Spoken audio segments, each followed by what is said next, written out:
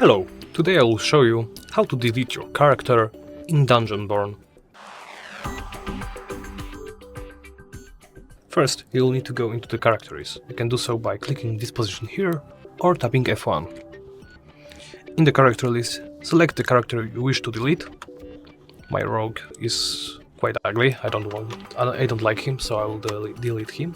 And simply tap the trash can icon next to the Enter Lobby button.